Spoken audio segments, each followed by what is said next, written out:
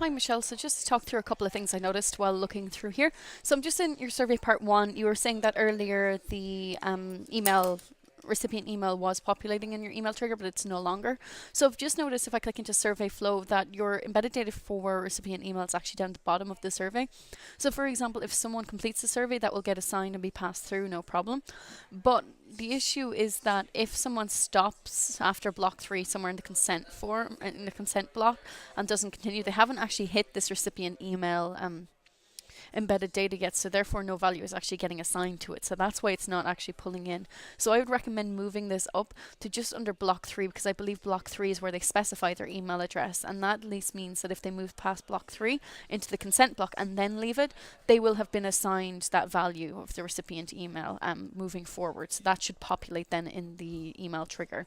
It will not it will not trigger if or it will not populate if they have not moved past block 3, but then again you actually have an email trigger criteria set up that if email address is empty anyway, so it means they have to move past block 3 to even receive that email trigger. So that's the first thing. I believe everything else within this survey is correct. I know you were saying about the delays in email triggers. I'm not 100% sure which survey that is in. I think we should cover that a little later on. I want to make sure that everything is set up 100% first, and then we can kind of run tests on the email triggers themselves. So moving on to survey part 2 then. Again, clicking into survey flow, this is set up 100% perfect. That will strip out the recipient email and pass it on. Then moving on to survey 3, survey flow. Recipient email, once again, perfect, and then they get assigned their code or not, and then they move on. So now I'm just going to go back and try to figure out why when you click on your retake link, it's not actually bringing you back with all of your answers already pre-populated from before. It should. This is something that definitely should happen. So I'll just take a look at part 1 first of all, just to be sure. Again, I'm not 100% sure which one this is actually happening and whether it's in survey 1 or survey 2, but we'll just have a look to see if I can find what might be happening. So in here, once they actually receive the reminder email, now you should have recipient email actually populating. That will always populate. That populates. Then the link. So yeah, you have the kind of the steps necessary to go through. So you would just copy and paste this in here and then turn that into a hyperlink and it should work correctly. But that is actually correct. I mean, it looks perfect. That's the right retake survey link as far as I can see. Yeah, it's the correct survey link and everything like that. So this should be working correctly. Please let me know if it is this survey that it's kind of failing on. Oh, well, I noticed something straight away actually. So in this one, this is actually the current surveys ID or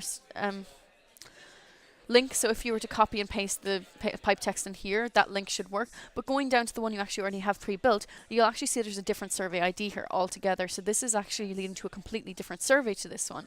So this is the current survey ID, which is 2RBOT.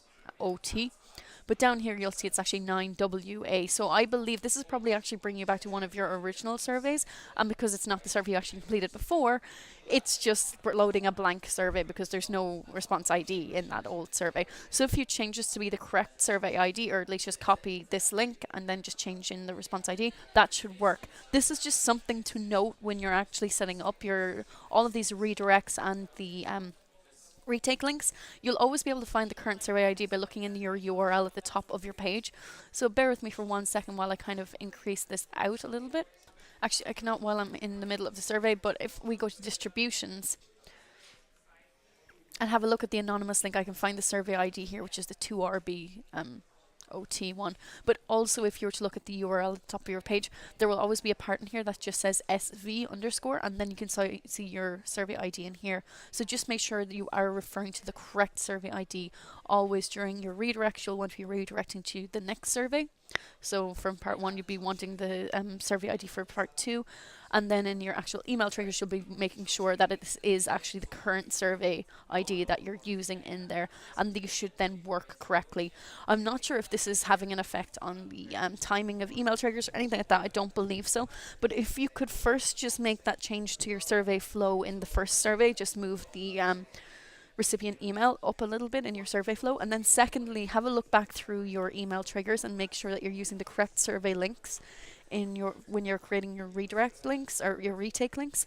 Then just go through this one more time and let me know if you come across anything else that's bothering you, or if there are delays on any of your email triggers, and just specify which survey the delay is coming from.